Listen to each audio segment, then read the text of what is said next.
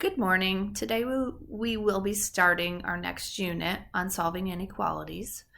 We will be graphing in the first half of the unit inequalities with one variable, and then we'll be moving on to linear inequalities and systems of inequalities.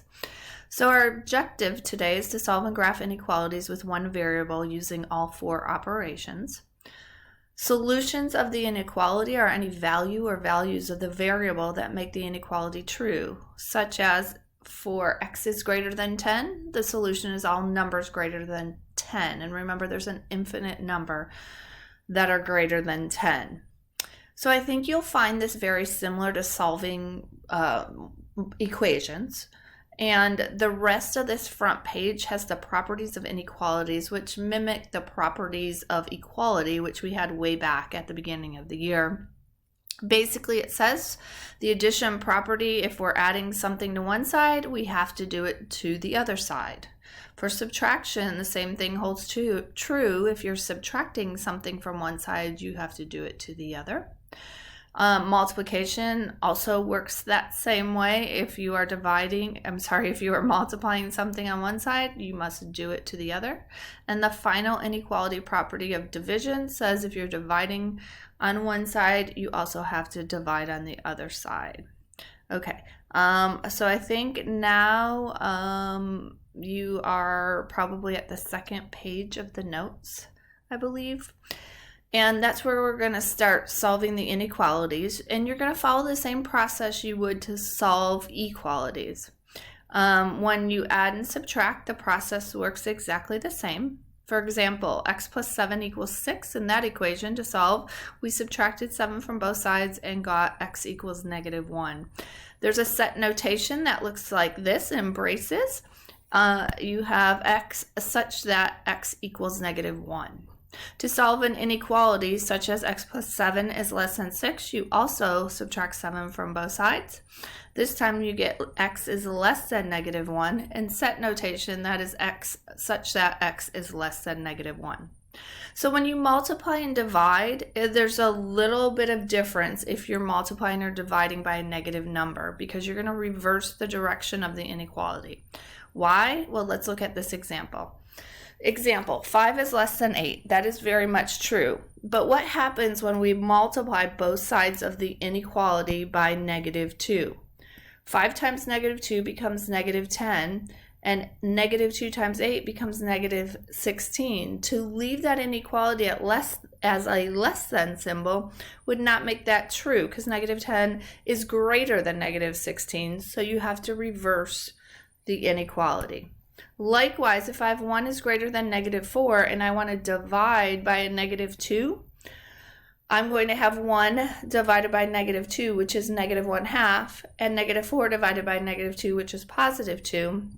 And we know that negative 1/2 is not greater than 2, so we have to switch the inequality symbol and say negative 1/2 is less than 2.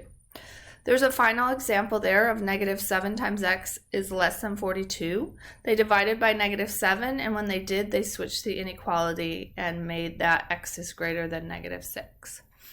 Okay, so let's go ahead and graph some on the number line. Well, before that, let's look at a little bit of terminology, and then we'll start graphing.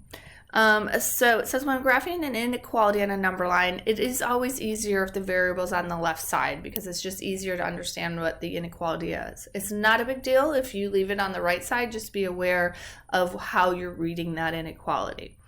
So a less than symbol looks like this if you've forgotten. And when you graph that on a number line, you're going to have an open circle. And you will be graphing everything to the left of the open circle. Greater than symbol looks like this in pink, and this will also be an open circle. And you will be graphing everything to the right. A less than or equal to symbol looks like less than, but it includes a horizontal line below it. This is not an open circle. When you graph, you will graph a solid circle on that real number, and you will shade everything to the left. Finally, we have, what color have I not used? Blue. greater than or equal to, which is a greater than symbol with a horizontal line. And if you notice, that's a solid circle. And you're going to be graphing everything that is to the right or greater than that. Okay, so now that we've got that terminology under our belt, we can go ahead and start practicing. Solve and graph each inequality. Write your solution in set notation. Remember, reverse the sign of the inequality if you multiply or divide by a negative. If you'll notice, some of my numbers did not come through because it did not recognize the math editor that the original problems were made with. So I'm going to go ahead and do some of these that didn't come through so you don't see that little error message. So let's start with number 2. And number 2 is g minus 4 is greater than negative 4. So I want to get g by itself. I'm going to add 4. And negative 4 plus 4 is 0. And the 4 cancels on the left side. So I'm left with g is greater than 0. And set notation, that's g such that g is greater than 0. You can do your number line however you want as far as labeling it. I'm just going to start and make this 0, 1, 2, 3, 4. It's going to be an open circle on 0 since it's less than, and it's going to be all the solutions that are to the right of 0. Looks like number 3 also did not make the equation, so let's do that one. 4q is greater than 48. I'm dividing by 4, but because this is a positive 4, I do not switch the inequality sign. I only switch the inequality sign if I'm dividing or multiplying by a negative. What is my solution? It's q such that q is greater than 12. So this time I'm going to start and go by 6. I'm just showing you different ways you can number your number lines. I'm going to put an open circle on 12, and this also is all the values greater, so I'll shade to the right. All right, let's go to 5. That one also got an error message. Let's see what that equation is, or inequality. That one is x divided by negative 3, which I'll write in fraction form, is greater than 12. To get x by itself, I'm going to multiply through by a negative 3. And when I do, I get x is greater than negative 36, okay? But that is not true because when I'm multiplying or dividing by a negative, I switch my inequality symbol. So let's put a little reminder here. Multiplied by a negative, switch inequality symbol.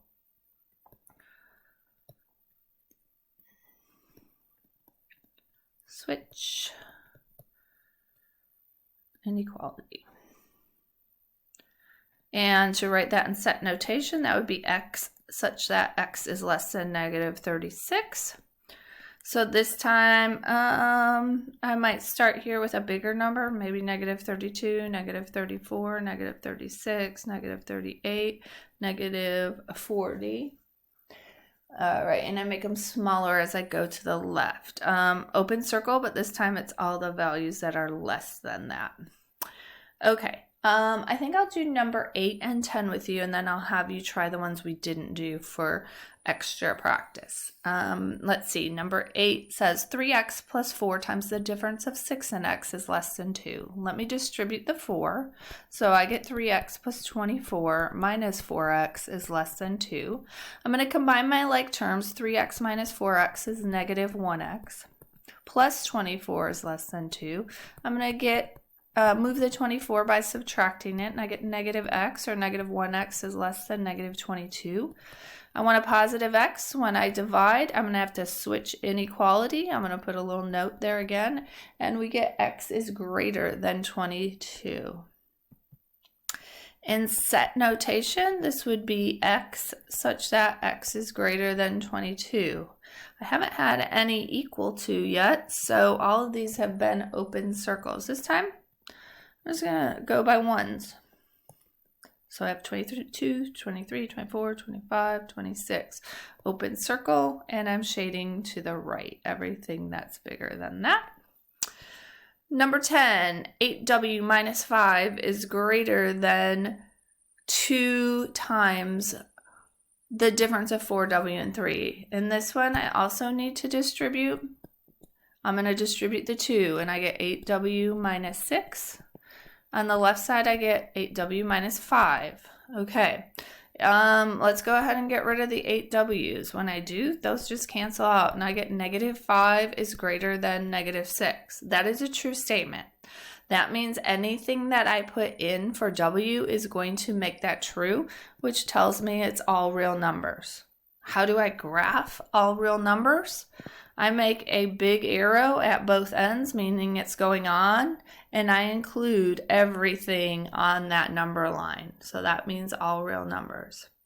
Okay, so I'm going to stop here, and I'm going to let you go back and try the ones we didn't do. Let me give you the answers to those.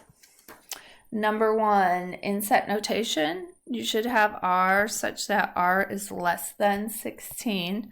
That means it'll be an open circle on 16 and everything to the left.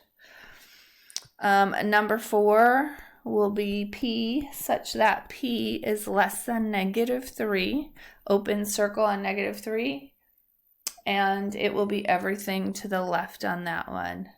Number 6 will be m such that m is greater than 7. Still another open circle, but everything's shaded to the right. Number 7, a such that a is greater than or equal to 7/4. And that'll be a solid circle. This time it'll be everything that's greater than 7/4. Number 9 is k such that k is less than or equal to 4, and that's a solid circle, but it'll be everything to the left. So take a few minutes to try those, and once you finish that, you can go on and watch the second part to these guided notes.